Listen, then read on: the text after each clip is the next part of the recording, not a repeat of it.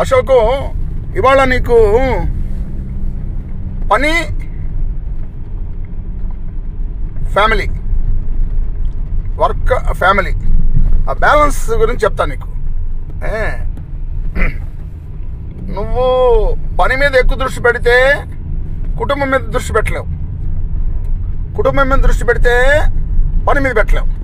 పొద్దున సాయంకాలం వరకు పని చేస్తే కానీ డబ్బులు రావు, అవునా? నువ్వు పొద్దున సాయంకాలం పని చేస్తే మరి ఫ్యామిలీ ఎవరు చూసుకుంటారు? మీ ఆవిడ. సరిగ్గా ఆవిడ చూసుకోకపోతే పిల్లలు బాగుపడరు, ఆవిడ సరిగ్గా చూసుకుంటే పిల్లలు బాగుపడతారు. నువ్వు సరిగ్గా పని చేయకపోతే పొద్దున సాయంకాలం వరకు డబ్బులు రావు.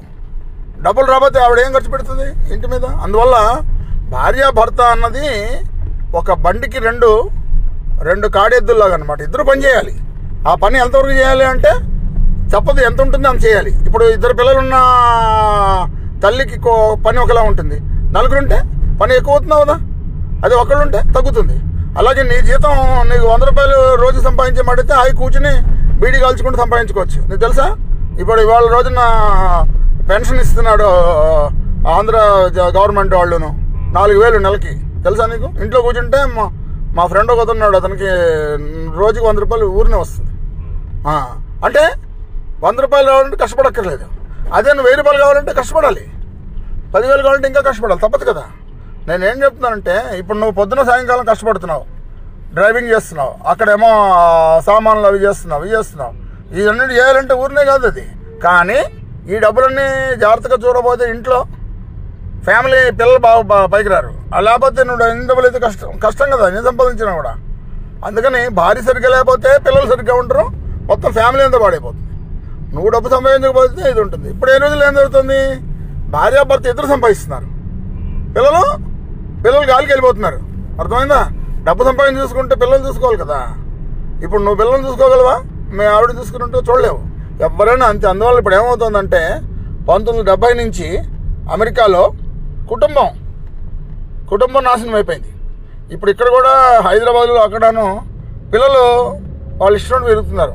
కొంతమందికి ఏమో ఫోన్ గొడవ, కొంతమందికి ఏమో తిరుగుడు, కొంతమంది సినిమాలు, ఇంకా పోతే ఇంకా ఘోరం అయితే పబ్లిక్ స్కూల్లో వాటిలోనూ డ్రగ్స్. ఈ డబ్బు సంపాదించేది ఏం లాభం పిల్లలు బాగుపడిపోతే? అందువల్ల ఫ్యామిలీ, ఉద్యోగం, ఈ బ్యాలెన్స్ చూసుకోవడం చాలా ఇంపార్టెంట్. నువ్వు ఇంతవరకు తర్వాత నేను సంపాదించకూడదు అని మనిషి అనుకోవాలి, తప్పదు. ఎందుకంటే అంతకంటే ఎక్కువ సంపాదించవచ్చు, కానీ ఫ్యామిలీని మీద మనం చూసుకోలేం. అలాగే ఫ్యామిలీని చూసుకుంటూ కూర్చుంటే డబ్బులు రావు. సో అందువల్ల ఇది భగవంతుడు మన అందరికీ ఒక పెట్టిన పరీక్ష అనమాట. అర్థమైందా? ఆ పరీక్షలో మనం నెగ్గితే మంచిది. ఇప్పుడు మేమందరం నెగ్గాం, మా పిల్లలు బాగా చదువుకున్నారు, పెళ్లి చేసుకున్నారు. కొంతమంది ఏంటంటే డబ్బు సంపాదించుకున్నారు కానీ పిల్లలు బాగుపడలేదు, అక్కడ వాళ్ళు ఫెయిల్. ఇంకోళ్ళు ఉన్నారు, డబ్బు సంపాదించుకున్నారు, సక్సెస్ అయ్యారు, తెలివితేటలు ఉన్నాయి, కానీ భార్యాభర్త ఇద్దరు ఒకరికొకళ్ళు మొహం చూసుకోవట్లేదు. నీకు 3 పేర్లు చెప్తా. బిల్ గేట్స్ ప్రపంచంలో బ్రహ్మాండం డబ్బు సంపాదించాడు, డివోర్స్. ఎలన్ మస్క్, అందరూ తెలిసిన ఎలన్ మస్క్ గురించి. వాడు ఎంతమంది వైఫ్లకి డైవర్స్ ఇచ్చాడో వాడికి తెలియదు. పిల్లలు 12 మంది ఉన్నారు, 3 వైఫ్లు.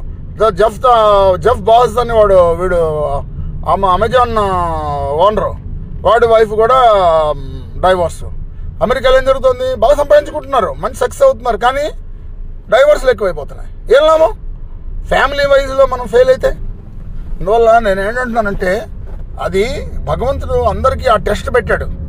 నువ్వు ఎంత కష్టపడినా, ఎంత సక్సెస్ అయినా, నువ్వు సాక్రిఫైస్ చేస్తే, అంటే త్యాగం చేస్తే కానీ మనం ఇది ఉండదు. ఇప్పుడు నేను లైఫ్లో సక్సెస్ అయ్యాను అనుకుంటున్నా, కానీ మా అమ్మ 90 ఏళ్ళు, నేను అమ్మని చూసుకోకపోతే నేను ఫెయిల్ అయ్యాను లెక్క. నువ్వు ఎన్ని డబ్బు సంపాదించినా కూడా నువ్వు ఫెయిలే కదంటావు నువ్వు. అలాగే భార్యను చూసుకోకపోతే కూడా ఫెయిల్, పిల్లలు బాగా రాకపోతే ఫెయిల్, మరి డబ్బులు అవన్నీ అది ఒక రకమే. అందువల్ల మనం అన్నీ చూసుకొని సక్సెస్ అవ్వాలంటే ఎవడు పైకి వెళ్ళాడు. ధృతరాష్ట్రుడు మహారాజు, కానీ వాడు ఫెయిల్. ఎందుకని? వాడు 100 కొడుకులు చనిపోయారు, అందరూ సరిగ్గా లేరు. పాండురాజు ముందే పోయాడు పాపం, కానీ వాడు 5 కొడుకులు బ్రహ్మాండంగా పైకి వచ్చారు, కానీ వాడు సక్సెస్. నీకు అర్థమైందా? ఇద్దరిలో ఎలా ఉందో. మరి భీష్ముడు అయితే పెళ్ళే చేసుకోలేదు. ద్రోణుడు, వాడి కొడుకంటే చాలా ప్రేమ. వాడు చదువు అయిపోయిన తర్వాత అదేంటిది వాళ్ళ కొడుకు అశ్వత్థామకి పాలు ఇవ్వడానికి డబ్బులు లేకపోతే ద్రుపదుడి దగ్గరికి వెళ్ళి, నాయన నాకు మరిద్దరం మిత్రులం కదా, నాకు ఆవి ఇవ్వడానికి ఆయన అడగడానికి వెళ్ళాడు. కానీ ద్రుపదుడు ఏమన్నాడు చదువుకునేటప్పుడు, నువ్వు ఉద్యోగం నీ చదువు అయిపోయిన తర్వాత నువ్వు వస్తే నేను నీకు నా రాజ్యంలో సగమిస్తా అన్నాడు. ఇచ్చాడా? ఇవ్వలేదు. ఆవు కూడా ఇవ్వలేదు. ఆవు కూడా ఇవ్వకుండా ఏమన్నాడు, నువ్వు ఎవడు పోన్నాడు. అప్పుడు ఏం చేశాడు, అర్జునుడిని ఇదైన తర్వాత పంపించి ద్రౌపదిని ఓడించి తీసుకొచ్చాడు అర్జునుడు గురుదక్షిణగా. అప్పుడు సగం రాజ్యం అశ్వత్థామకి ఇప్పించాడు. ఇదంతా కథలు ఎందుకు చెప్తున్నామంటే, ద్రోణుడు అందరికీ విలువిద్య నేర్పించాడు, కౌరవులందరికీ ఆయన నేర్పించినాడు. ఆయనే మంచి గురువు గారు, సక్సెస్ అయ్యాడు. కానీ ఆ సక్సెస్ ముందు అశ్వత్థామకి పాలు కూడా ఇప్పించలేని పరిస్థితిలో ఉన్నాడు. అవునా? నేను ఎందుకు చెప్తున్నానంటే, కొడుకులను కూతుర్ని చూసుకోవాల్సిన బాధ్యత నీది. అది ఎందుకో తెలుసా నీకు? నీ రుణానుబంధం. కొడుకులు కూతుళ్ళు నీ దగ్గర రుణం తీసుకోవడానికి వస్తారు వాళ్ళు. మరి వాళ్ళ రుణం తీర్చడం అనేది మన ధర్మం. అర్థమైందా? నేను వాళ్ళని చదివించాను, వాళ్ళు నన్ను చూసుకోవాలి, ఇది ఎప్పుడు చెప్పకూడదు. కానీ నువ్వు మాత్రం నీ తల్లిదండ్రులను చూసుకోవడం నీ బాధ్యత. పిల్లలను నేను చూసుకోవాల్సిన బాధ్యత వాళ్ళకి, వాళ్ళు చూసుకోవాల్సిన విషయం, నువ్వు చెప్పాల్సిన విషయం కాదు. అందువల్ల నేను ఎందుకు చెప్తానంటే, ఇవన్నీ నేర్చుకోవడానికి ఒక జన్మ సరిపోదు అశోకు. ఎన్నో జన్మలు పుణ్యం చేసుకుంటే కానీ ఇలాంటి విషయాలు తెలియవు. వాడు నేను చాలా గొప్పవాడిని అనుకుంటాడు, వాడు సక్సెస్ అయినా కూడా మిగతా విషయాల్లో ఫెయిల్ అవుతాడు. మళ్ళా రావాలి ఆ ఫెయిల్ అయిన నేర్చుకోవడానికి. అర్థమైందా? ఇప్పుడు ఎవరెవరైతే విడాకులు ఇచ్చారో మళ్ళా ఆ భార్యకి వాడికి ఉన్న రుణానుబంధం తీసుకొని మళ్ళీ రావాలి వాడు. కొంతమంది కష్టాలు భరించలేక ఆత్మహత్య చేసుకుంటారు, మళ్ళా వెనక్కి రావాలి వాడు. అది చాలా పాపం ఆత్మహత్య. ఎందుకంటే వాడికి ఇచ్చిన కష్టాలని వాడు తప్పించుకుందని ట్రై చేస్తున్నాడు. ఎందుకు వచ్చేవాడి కష్టాలు? వాడు పూర్వజన్మలో చేసిన వాటి వల్ల కష్టాలు వచ్చాయి. అది తప్పించుకోకూడదు, వాడిని కష్టపడాలి తప్పదు.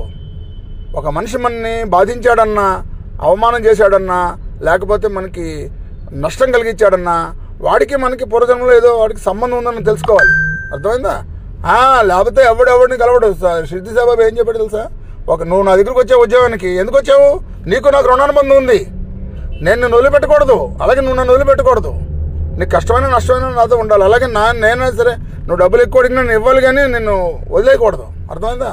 నిన్ను మంచిగా చేయడానికి నేను ప్రయత్నం చేయొచ్చు, అలాగే నువ్వు కూడా నన్ను నీ కష్టం వచ్చినప్పుడు తగ్గించుకోవడానికి నన్ను ప్రయత్నం చేయాలి. అంతేగాని వదిలిపెట్టడం కుదరదు.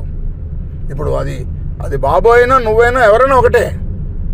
ఒకరికి డిసిప్లిన్ ఉండదు, అది నేర్చుకోవాలి తప్పదు. నా దగ్గర డిసిప్లిన్ నేర్చుకుంటావు నువ్వు.